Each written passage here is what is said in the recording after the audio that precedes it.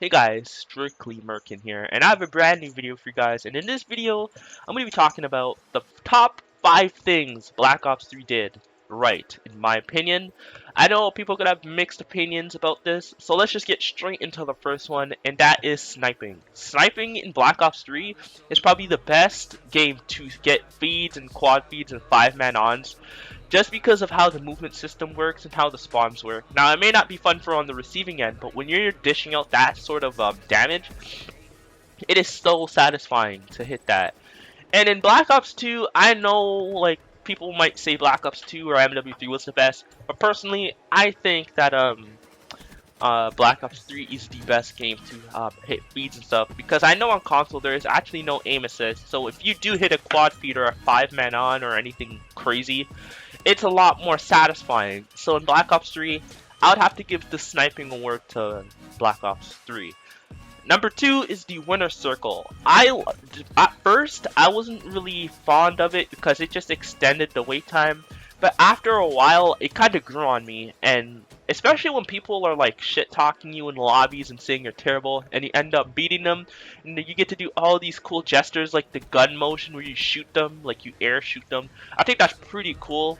Um, and if you come first, you get to say a pretty cool catchphrase.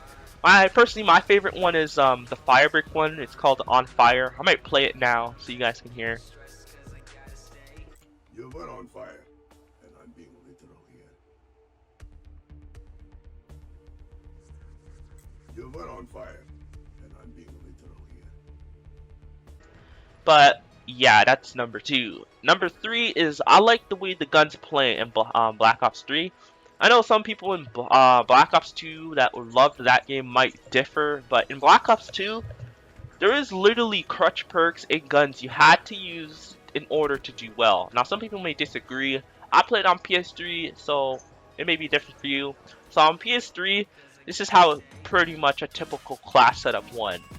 Hardline, flak jacket, uh, toughness, scavenger, and dexterity.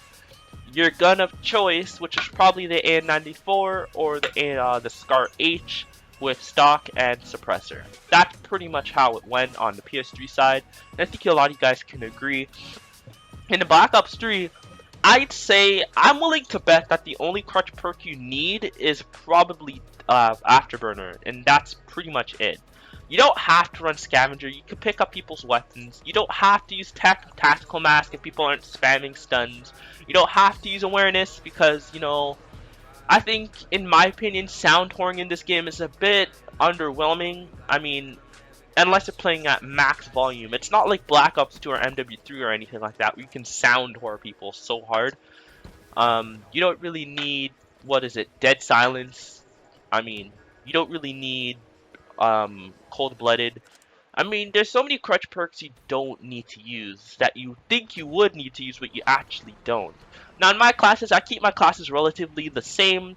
That way, if people do use stuns, I am protected from it. I don't think it's a crutch perk. There's games when I actually use awareness instead of tactical mask, and I never get stunned. So, I don't know, that's just my opinion. But yeah, I feel like the gun balance in this game is actually really good because you can use any weapon and do relatively well with it. You never really feel underpowered, maybe except for like maybe 3 or 4 weapons, but that's pretty good compared to Black Ops 2. It's predecessor. And don't even get me started about Advanced Warfare, because in that game, it was either the Ball 27 or however you pronounce that gun, the Inferno, the Obsidian Steed, the Insanity, the Speakeasy, like all of those variants is what killed Advanced Warfare for me. And that actually ties well into number 4, is the movement is far superior when you're comparing it to an Advanced Warfare, because it was so gimmicky and you can move so fast that you actually need to have a higher sensitivity to like keep up with the game's fast-paced nature of things. And again, some people may disagree with me, some people may agree with me, but Black Ops 3 was my first PC COD, so I'm basing this off of all consoles and stuff. Maybe not so much on PC. I felt like on PC I didn't need a high sensitivity, but on console you need a high sensitivity to keep up with the movement and stuff, and the dashing.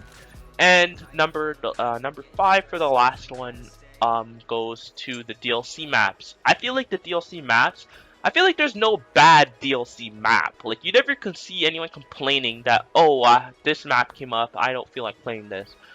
I never really felt like that in Black Ops 3. Like, if any of the maps came up, I'd be like, hey, let's play this map. I like this map. It was not like, what was it? What was that map in Black Ops 2? I think it was the Summit remake map. I really didn't like that map. It was because of how the kill streaks and stuff went and stuff like that, and the UAV spam. So I really didn't like Summit. I think it was the Summit remake. I didn't really like that. I mean, it was fun. Like, it's fun, but if you're by yourself, it's a pain in the ass. But, like, Black Ops 3, there's no DLC map I can think of that it's bad. Like, all the maps are pretty good. Some maps may be better than others, but if that map comes up, like, if that map that you don't like comes up, and a map like Exodus comes up, or, Infection, you probably play that DLC map over those maps, because, it's just better. And yeah, that's just my top 5 list of things that Black Ops 3 did right. And I hope that these things can come back into Infinite Warfare. I mean, we're all praying at this point because we still haven't seen any multiplayer footage, and if we can, that would be great. So as always, guys, this is Strictly Merkin, and I'll catch you guys in the next one.